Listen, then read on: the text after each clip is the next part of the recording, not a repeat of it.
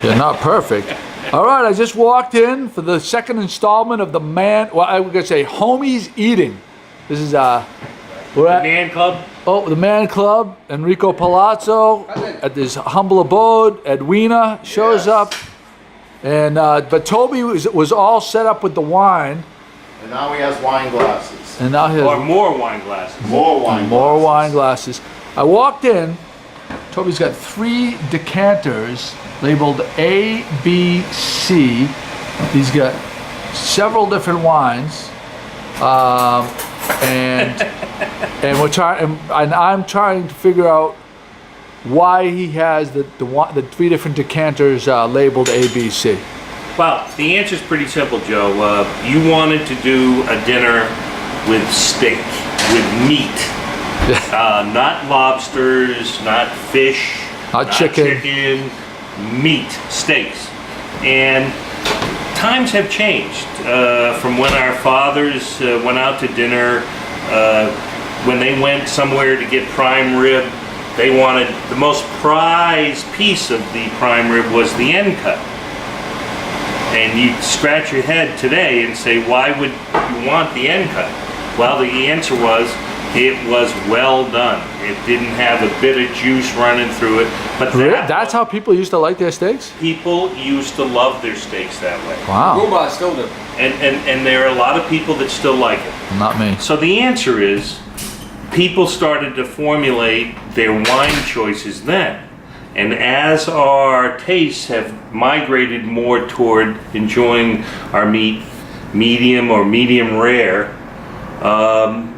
the question goes begging, does the wine that we would have chosen to accompany that end cut accompany a medium rare piece of meat as well? So I wanted to do some blind taste testing.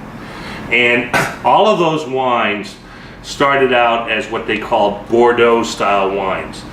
Bordeaux is a region in France, and that's where a lot of the red wines come from. Although that white wine, the Entre de Mer that we had with the oysters a couple weeks ago, is also from Bordeaux.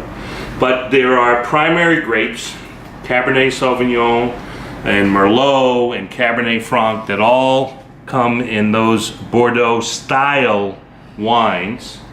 And that's what I'll call them, Bordeaux style wines. And that's what we're used to.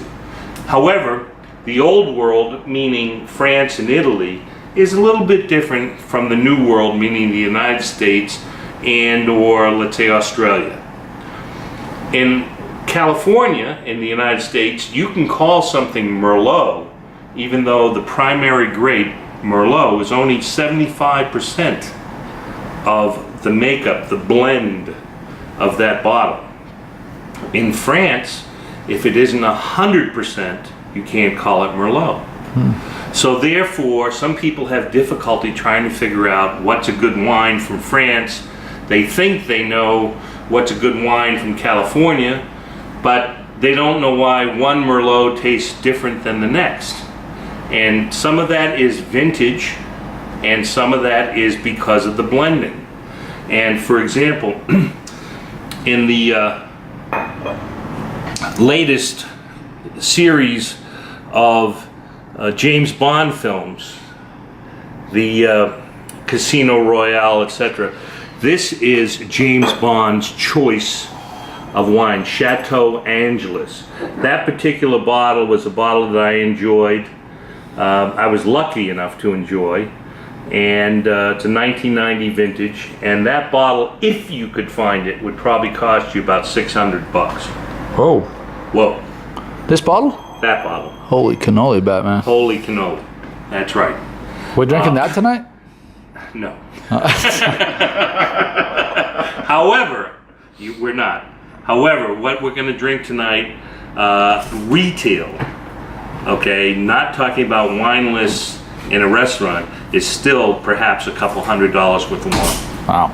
All right. So we're going to enjoy some good wine, and the reason why I have A, B, and C is I want you folks to tell me what you think is best with your steak. All right. Now, also, If anyone doesn't, or anyone thinks that they can't find a decent Bordeaux wine for less than 20 bucks, they're fooling themselves. You can find this particular wine, which is fabulous, for less than $15, and not just at Kathleen Erickson's wine shop, Savor Wine and Cheese, but you could find this at Louis Linkwater's Seabreeze Liquors, several places in town, and you probably find that bottle for about $13.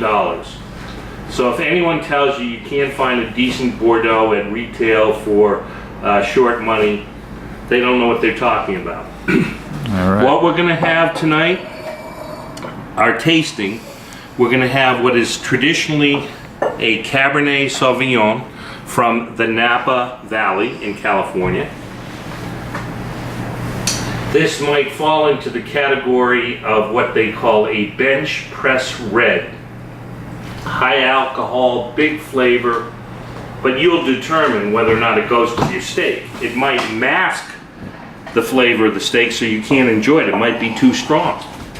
We're also going to try a Cabernet Franc, and that's 100% Cabernet Franc, which is usually a blending grape, and that is a special clone from the Loire Valley in France, but they grow this in California, and it's Lang & Reed. All that they produce is a Cabernet Franc, and they make fabulous wines. And we're also going to have a Merlot-based wine from Jean-Luc Tounevin and his daughter, and you'll decide whether or not you prefer something like that. All right. And all of this, I mean, you can take classes, you can buy books, you can use your smartphone, you know, all of these things you can, videos. This was a movie.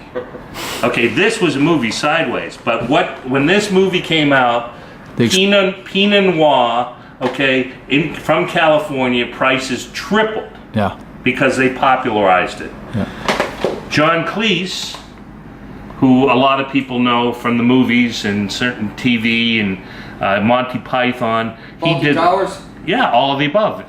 But he did this fabulous wine for the totally confused, and you can find this on Hulu. You don't have to buy it. You can find it on Hulu if you're online. And he did a test where he put a bunch of wine in sippy cups, like you put together for your kids, and he had people come in. And he said, tell me which is the $5 wine, and tell me which is the $200 wine. Tremendous. Okay? And all of his friends and neighbors from Malibu came in. And guess what? $5 one kicked everybody's butt. Well, the bottom line is, some people who thought they had sophisticated palates did not. Yeah. And some of them were movie stars, and he exposed them, which great. was kind of cool. Anyway, so wine is fun. As you found out last time we did this, remember the pairing of the entre de mer with the oysters? Mm-hmm. We're going to do the same thing tonight, and hopefully everyone will have fun. And if when you're done you want to have vodka on the rocks or whatever you want, just go for it. All right. All right? Grill. We're going to the grill. Let's do it.